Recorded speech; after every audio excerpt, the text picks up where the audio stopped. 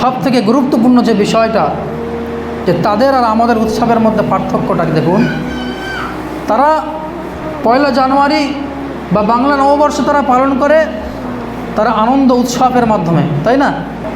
কিন্তু ইসলাম আমাকে কি ভাবতে শেখায়, ইসলাম আমাকে কি চিন্তা চেতনা দেয়, যে মুহররম মাস হলো ইসলামের প্রথম মাস। এই মাস আমাদের জন্য উৎসবের মাস নয়, এই মাস প্রত্যেক মানুষের বিবেকে একটা সাড়া দেবার মাস।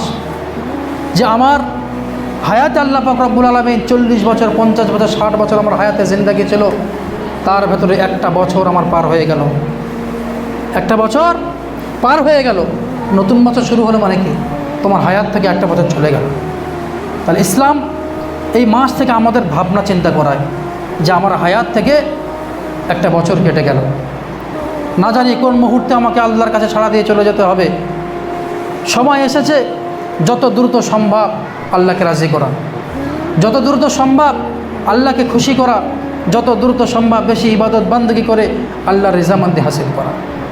এই মুহররম মাস আমাদেরকে শেখায়, এই মুহররম মাস আমাদেরকে এটা শেখায় যে এতদিন যা করেছো, এই নতুন বছর থেকে তুমি নতুন করে নিজের জীবনটাকে তৈরি করো, নতুন করে নিজের জীবনটাকে তুমি গঠন করো।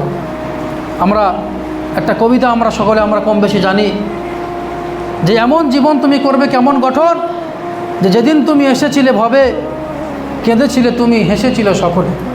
যখন আমরা প্রত্যেক মানুষ আমরা পৃথিবীর জমিনে আমরা এসেছিলাম, আমরা ছোট্ট বাচ্চা শেষে আমরা কান্না করেছি, কিন্তু আমার আপনার দুনিয়াতে আগমন ঘটার কারণে আমাদের পরিজন, আত্মীয় স্বজন সকলে তাদের মুখে হাসি ছিল, একটা সুন্দর ফুটফুটে বাচ্চা এসেছে।